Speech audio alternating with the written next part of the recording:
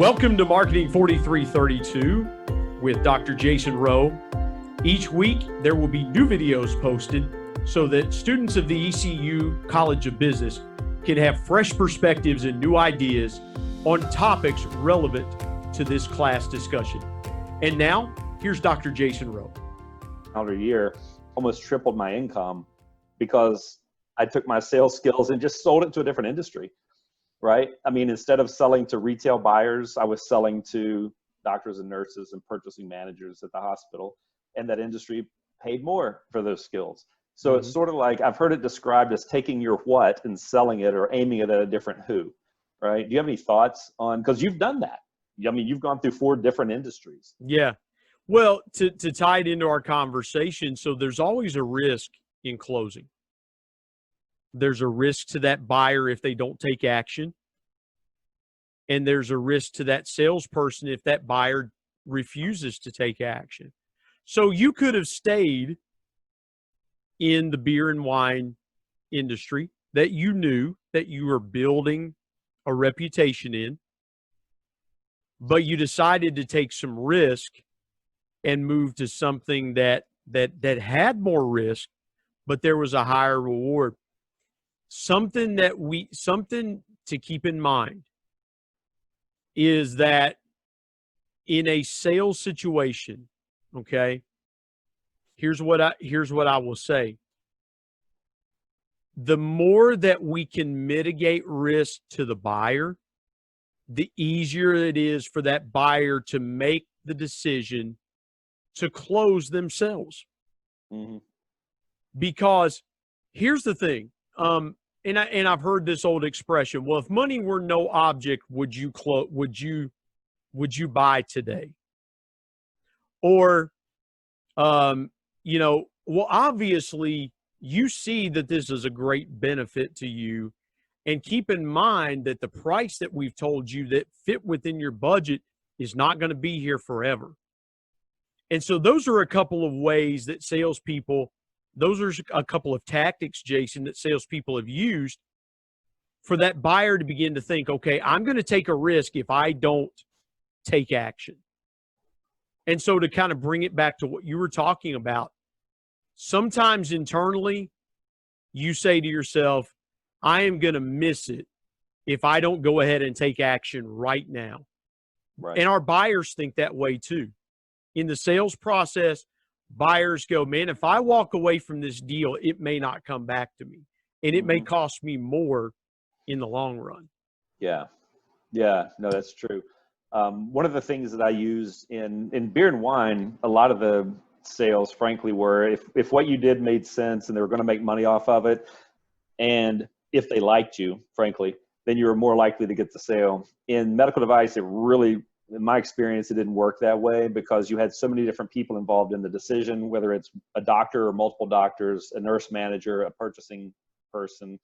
So, I mean, you had a bunch of different people involved. So one of the things that I would do is I would do an analysis of the products they currently had, mine and my competitors. And I would say, here's what I do. You tell me how many you're using per month, what you're paying for each. I go through and do this analysis in Excel. And then I come back to you and show you how you can get whatever the savings, 5%, 10%, whatever it is. So I want to ask you real quick. I've got a question for you. How many times in the selling process did you answer the same question over and over and over again, right? Because you mentioned multiple decision makers. Yeah. And so you're answering real technical questions about the performance of the device, the cost savings of the device, because if you were talking to a CFO of a hospital who was a decision maker in that process, they may not care. They care a little bit about the technical stuff, but their bottom line is, okay, well, what's it going to save the hospital over this amount of time? And how can we amortize that cost? Because from the minute it hits their books, they're amortizing it on their books so that they can take depreciation. And so at the end of the day, they can begin to prepare for it. But how many times did you find yourself answering the same questions in the selling process? So if you think about, like, for example, in beer and wine, selling to the decision maker, that person said yes or no, and that was the end of that.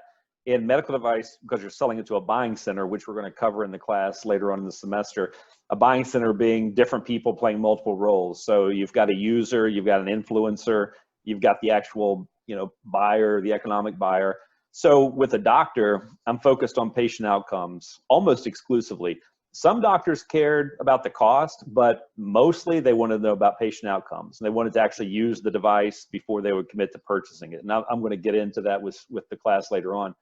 But so we do a trial or something like that. So that was a sales pitch about the benefits, right? Dealing with the patients and the outcomes.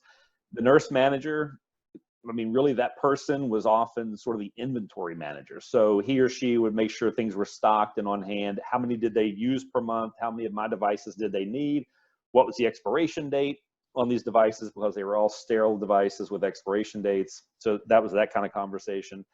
And then the purchasing manager, it was dollars and cents. How much is this going to cost us? Why does this cost more than anything we're currently using in terms of this device? How do you justify it? And a lot of times it would come down to sort of the pull of the doctor. So if you're dealing with a sort of powerful doctor who says, I want that device, that was enough. And the nurse manager would say, sure, send it in. If purchasing signs off, you go to purchasing and say, Dr. Sexton wants this device, then he gets it. Now, if it's a brand new doctor right out of med school and that person wants the device, then you might have purchasing saying, we don't think so. We're going to say no to this. And then it becomes an internal battle between them, whether or not, they get the device. I was always selling like leading edge technology because the company I worked for was really innovative. So we had our core products we would go in with that we would say, okay, look, I'll knock this price down for you if you go with my more expensive, technology, other products. So we would do that kind of stuff. But my biggest objection that I got, and I know you didn't ask about objection, but as far as questions I'm answering, the biggest objection almost always was the price, because in any given category, I was sort of top. The price was, a premium price product. So I got somewhat decent at handling price objections. But I always felt like, and maybe it was just a mind game I played with myself, but I felt like if I can get a price objection out of someone, then I feel very, very confident that I could get the sale if that was the objection. Well, and again, you hit on it really well, because a lot of times the closing questions that we ask are not going to be the same closing questions every time. No, it was 3 different sales calls in the example I just gave you. Yeah. And so if you think that, okay, I'm calling on a doctor's office, but you've got 3 or 4 different decision makers, every decision maker is going to have a set of questions answered in their mind to move forward to closing. Mm-hmm. And if we don't answer those questions as salespeople, we're spinning our wheels. Because again, you have to think about, everybody has got their own motive for why they want to purchase. Everybody, even, and let's use this example, buying a vehicle. So my wife and I, if we're buying a vehicle together, obviously one of the criteria is that we combine our incomes, because for financing purposes, the bank is just not going to look at my income or look at her income. They're going to take the total income, because I'm going to sign for the car, because I'm a co-insurer. I'm going to drive the car. But the salesperson may be trying to answer my wife's questions and close that way, because he believes or she believes that my wife is the dominant buying, that her decision is the dominant buying motive. Mm-hmm. But if I don't get my questions answered, I can derail the process too. My wife may want the car. The salesperson may think that they have answered every question, but a lot of salespeople have lost deals because they didn't close everybody involved. Right. Or they diminished someone who might have been a, quote, bit player in the process but ended up being a stakeholder in that process. Yep. Yep. And so, we have that class on persuading decision makers, and identifying the decision maker or makers is critical. And I'll share with you a very quick story. Early on, when I was selling beer and wine, I went into a grocery store. I found the manager, gave him my sales pitch on a wine cooler display for the summer, whatever it was. And I was all excited and ordered all these cases of product and had them brought in the next day. I'll go back to the store to build my display. I go to the back, all my stuff is gone. Like it wasn't back there. I call the office. They say, your order was rejected at the back door by, this guy named so-and-so. I didn't know who he was. He ran the back door. So I went back and I found this guy, and I'm like, hey, and I had this display coming in. I spoke with the manager, and it got sent back. I'm wondering why you rejected it. And he said, I'm the grocery manager. I'm the one that decides what goes on the floor and what doesn't. I've never met you. Wow. Yeah. And I was like, okay. I'll tell you, I got pretty mad, honestly, because it's a big deal to have an order rejected like that and everything sent back to the warehouse. So as I left there, walk out of the back room to the front of the store, I went from being really angry to really determined. And I'm like, this is not going to happen again. The next day I went back and went directly to that guy at the back door and introduced myself. And I said, I want to make sure we don't get off on the wrong foot. I didn't mean to leave you out of this. Went through the whole conversation, walked out on the floor with him, showed him what the manager and I had discussed. And I said, what do you think? Is this a good idea? He's like this and that, whatever. Gotcha. And reordered it. Everything came through. The display went up, no problem. But, that's a tough lesson to learn. You think you're dealing with the top person. Who else could be making the decisions than the top person you're talking to? And you don't even realize sometimes, like you said, a more minor player can shut down the whole sale. Well, and you've got to really know who you're closing, and it's about making sure that in the closing process, Jason, that everybody is a part of it, because so many times we are anxious to move, and I said this earlier, we want to move it forward, because you should never sell backwards. If you're selling backwards, then you haven't begun to sell in the first place. And so when we're talking about closing, everybody has to be on board, so that the easiest thing to do is just to say, okay, are we all in agreement that moving forward is the best process? And then you can address everybody individually. You said this was important to you. We talked about this. This is what we can do. You said this was important to you. You said this.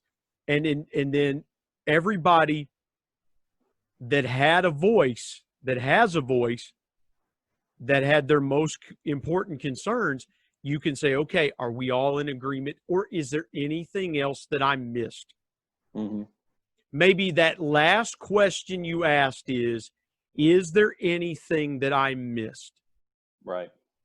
And that's where you can find, and there are times that it comes up like, remind me again of the terms that we agreed to. I'm unclear on the terms. Or if you're trying to take a piece of business from a competitor, and that competitor knows that they're about to be poached, that decision maker could say, well, wait a minute, the competitor our current supplier has come back to us with new terms. That's information that you didn't have previously, but it's very important to move that into the close. So now you can address it and say, okay, so before we talked about this, you agreed to that, but now there's new information.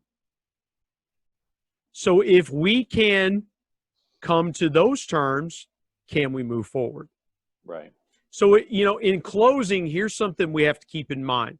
Closing is about addressing and burying. Because a customer, if they're asking you questions, they have a mental objection.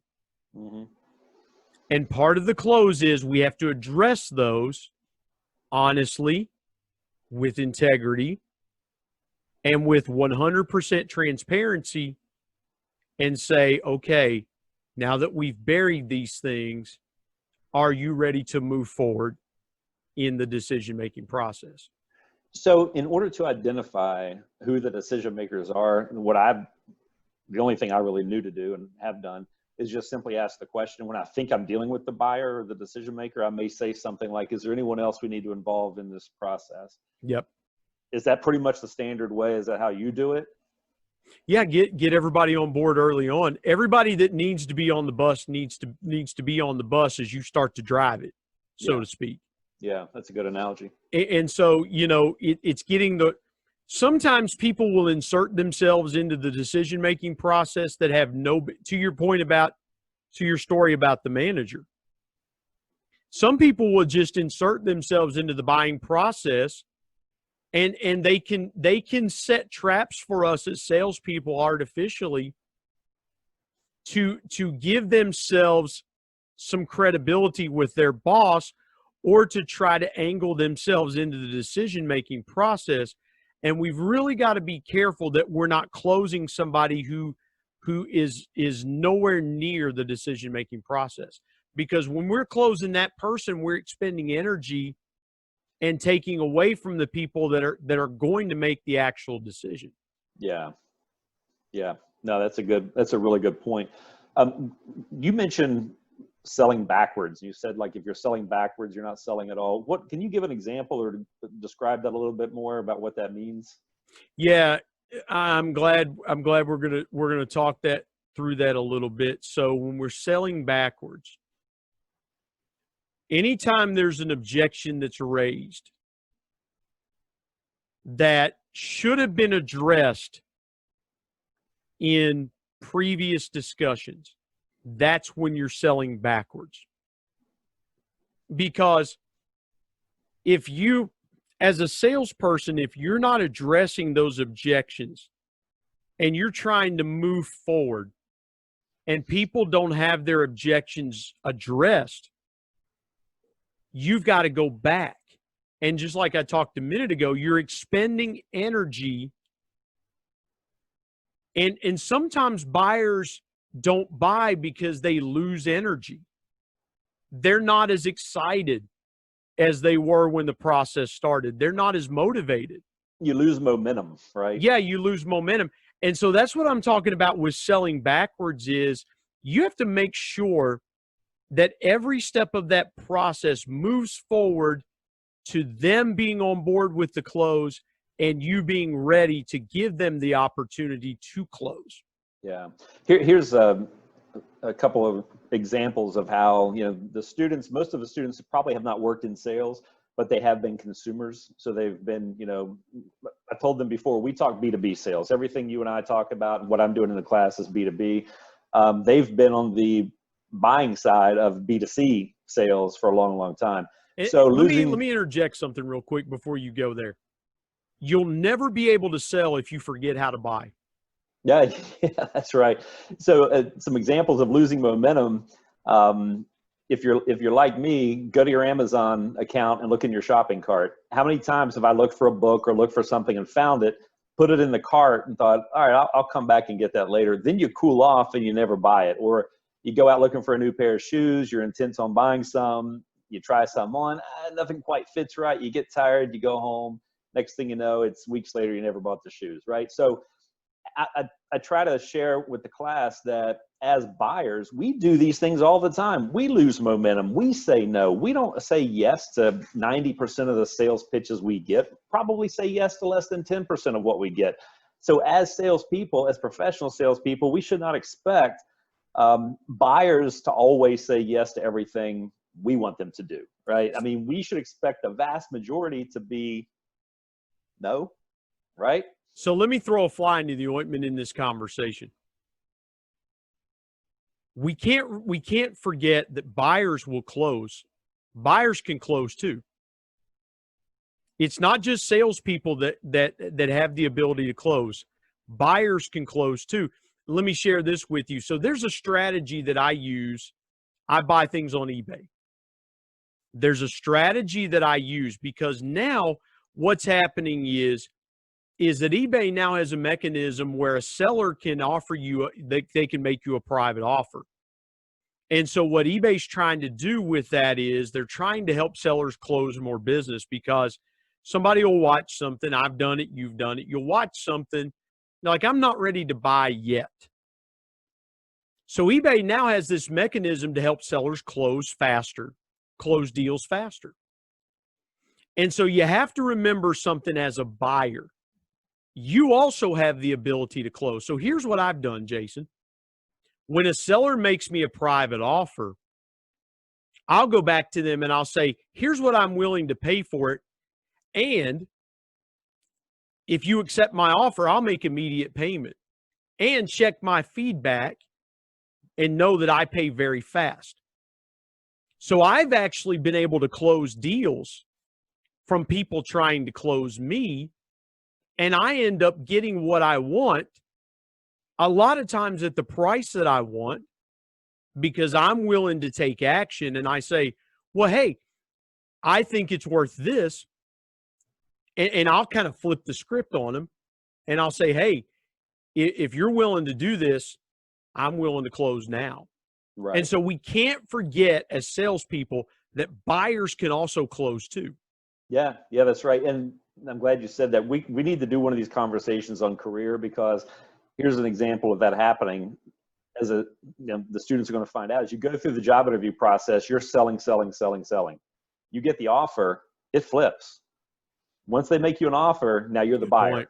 You're the buyer, and they're the seller. And it's amazing how I've had offers made to where I'll send an email, thank you for your offer, I'm going to take some time to consider it. And the next day they're calling or trying to contact me saying, what's your decision? What are you going to do? Right? We need to know. What are you going to do? We have other people we're looking at. So it's very interesting how that power dynamic can shift, where the seller becomes the buyer very quickly. Well, and here's the thing too, a lot of times by just merely stepping back, sometimes we get a better price. And in the job offer, in your scenario that you talked about, you say, I'm going to take a day or two to consider this offer. Maybe in that HR person or that sales manager's mind, they're going, well, did we offer them enough money? Is somebody else talking to them? And then maybe they go, hey, what is it that's giving you pause? Mm-hmm. And maybe we go, well, I was hoping that the offer would come in here. And I wanted to just take a day or two and make sure that everything is aligned, because when I give you my word, I'm going to come. And then maybe what happens is they come back and they go, well, hey, if we gave you $5,000 more a year,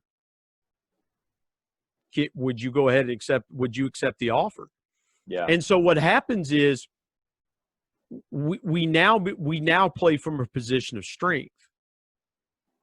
And buyers always want to play from a position of strength. That's why a lot of buyers are reluctant to join us in the close, because a buyer may feel like they're giving up something, or they feel like they're strong-armed and they want to take back some measure of control.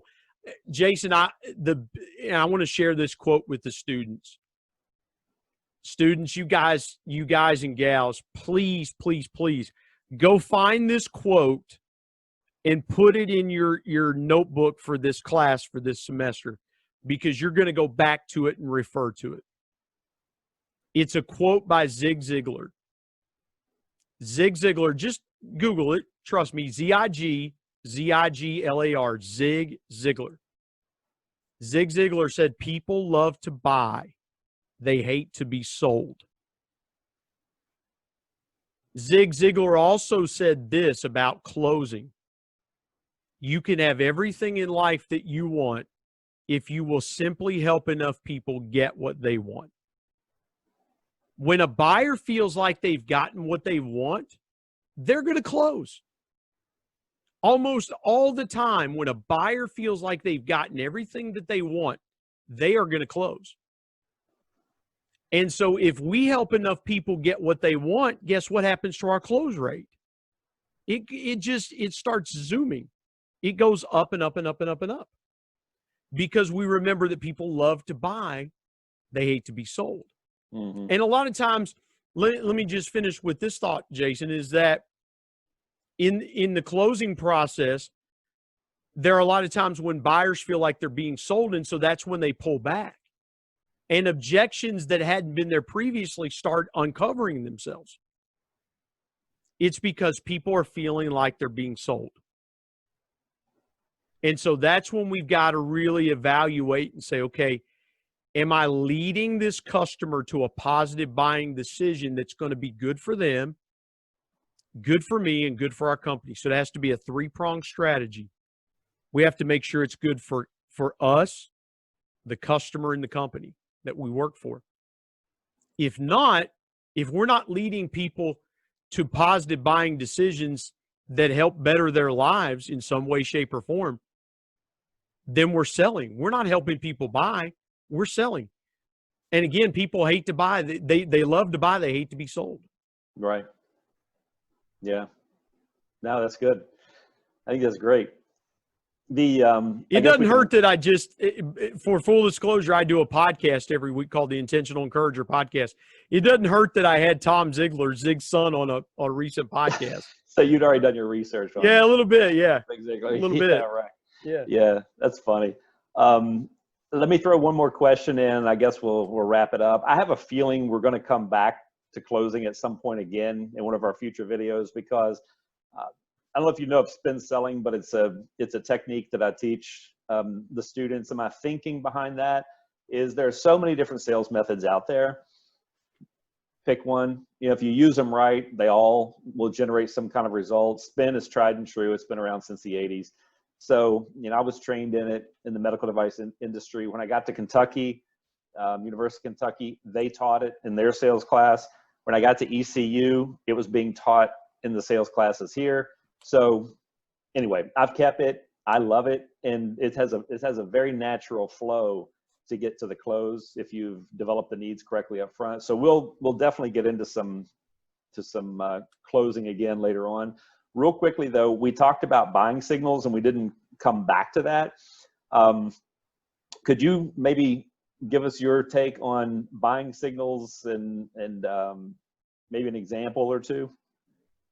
Well, we have to remember the way that we buy ourselves. So what are our buying signals when we go to the store or we go to buy something, either online, like you talked about Amazon? So, you know, for some customers, their buying signal may be price. So I'll give you a good example. When I was selling food, typically in the Hispanic market, in the Asian market, price was the dominant buying signal. If you had a hot price on something they used quite a bit of, 9 times out of 10, they would go ahead and buy. So you were selling into restaurants. So that's exactly right. Mexican restaurants, Asian restaurants. Right, exactly. Okay. So again, in their culture, they're taught to really drive that price down. Okay. By whatever means they can to get the best possible price that they can. So you knew going into those situations what things you could use to trigger positive buying. Mm-hmm. Price, right? Right, price. That's a buying signal. Here's an example. Another buying signal is prestige. Okay. People buy certain items because of the prestige of owning that item that it brings. So for years, a businessman was considered a successful, and I say businessman, I mean business person, businessman, businesswoman. A prestige transaction was a Rolex watch. That signaled that the person you were dealing with was prestigious. Or if someone had a lot of jewelry on their hand, you know, if they had, for a man, if he had a wedding ring and a class ring or a ring of some other kind, that was a prestige buying signal. So if you wanted prestige, that was a buying signal that you did. The kind of car that you drive, you know, some people buy drive Lexuses or Beamers, or it's a prestige buy. Mm-hmm. Another buying signal is social acceptance. So if there's a commercial where, and here's an example of that. So toothpaste commercials, people would say, well, 8 out of 10 dentists recommend this toothpaste. Okay, well, if 8 out of 10 dentists recommend it, why wouldn't you use it? If you want better teeth and you want fresher breath, why wouldn't you use something that most dentists recommend?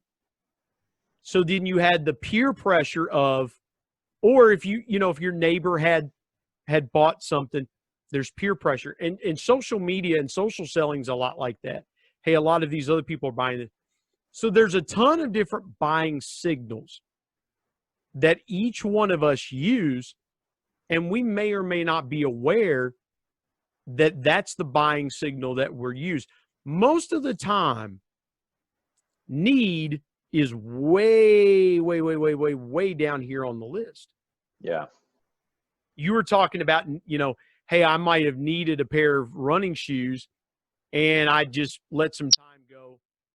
The need was not as great as it is when your favorite pair of running shoes now have a hole in it or they've torn up. Now that need goes here. And so now your buying signal is, I got to have a pair of running shoes if I want to continue to run. Right. And so again, a lot of us, in everything that we buy, the buying signal's different. Mm-hmm. Jason, I want to drive a Beamer. I can afford a Subaru Forester. Mm-hmm. And so now my buying signal is, I got to drive something that I can afford to drive that gets me from point A to point B, that doesn't kill me on gas and kill me on insurance. Right. So that then becomes my buying signal. Yeah. And so there's a lot of different examples. I don't care if we're talking about online retailing or if we're talking about buying a car or going to the mall, whatever. Everybody's buying signal. Listen, the greatest buying signal that you can have a lot of times is on your phone when you look and say, I got $10 and I'm looking to buy something that costs 15. I don't have the money. All right. So your buying signal may be, I got to spend a little bit less. Right. I've got to sacrifice some things that I want because my budget is my buying signal. Yeah. Yep. I hope I didn't really go too far. No. That's good. That's good. I like it. I had a few more questions here, but I think we're over an hour. Right? Well, let's reconvene. Let's reconvene this thing because Okay. again, and by the way, students, if you're watching this playback, you can always connect with me at SextonBrian13 on Gmail, SextonBrian13@gmail.com, Brian Sexton13 on Twitter, LinkedIn, Brian Sexton MBA. If you've got questions around this discussion that maybe Dr. Rowe and I didn't address, hit me up. I'm glad to answer questions. You sent me your bio, and I have not posted it yet for the students. If you don't mind to send me email, whatever you just said, email, LinkedIn, did you say Twitter? Yeah. Whatever you have. Your social handle. I don't have Instagram or Snapchat. You guys can have Instagram and Snapchat. Well, I'm staying out of that. Yeah, I don't either. So I don't have LinkedIn anymore, as you know. Yeah. So, but if you want to send me any of that information, I will put it together for the class and get it posted at the top of our LMS. We use Canvas now. We use Blackboard in the past, but I'll get it posted for the students, and that way, if they have questions, they can reach out. And well, yeah, this is a personal invitation out of my own mouth to connect with me, and I'm glad to answer any questions. At some point, just let me know, if you don't mind, students, just let me know that you're a part of this sales class that Dr. Rowe is teaching, because I do get a lot of emails. I get, I do get quite a few things. And maybe just maybe in the subject line, put Rowe. Or if you connect with me on LinkedIn at Brian Sexton MBA, personalize that connection so I'll know that because I do get a bunch of connection requests, and I try to connect with as many people as I can, but just personalize that invite and just say, hey, I saw your video with Dr. Rowe. Yeah. And that's all I got to do. At some point in this semester, you are going to get to see all the students, because they're going to be selling to you, right, as the mock buyer for the sales presentation. I'm looking forward to it. Yeah. Bring Yeah. your A game, guys, because Yeah. again, because the real world, and obviously we'll close with this. I say bring your A game because again, every buyer is really different, and you're going to learn. You've got such a great resource in Dr. Rowe. You got such a great resource who has done it, who has sold, who is available and accessible to you. Take advantage of it, because when you come to sell to me, I want to know that you know what you're doing. I want to know that you've picked his brain and gotten some value there and really understood the concepts that he's trying to give you to prepare you to go into that first sales job. So you'll have an advantage that he and I didn't have. Yeah. You will have an incredible advantage that he and I didn't have, because when we were going to Marshall back in the dark ages, guys, a long time ago, before the internet, personal selling was one class, and you've got this whole base of incredible knowledge that you're building on. Man, take advantage of it. Please take advantage of it. Do what we weren't able to do and take advantage of the incredible resource you have with Dr. Rowe. Yeah, I appreciate that, Brian. I really do. Well, I've enjoyed it. It's been great. I think we need some intro music and some outro music or something for these videos. I think I can get that covered for us. I think I can get that covered. Entertainment value for the class. So I guess that's it. I don't really have any way to close our conversation on closing. Well, again, thank you guys for watching this video.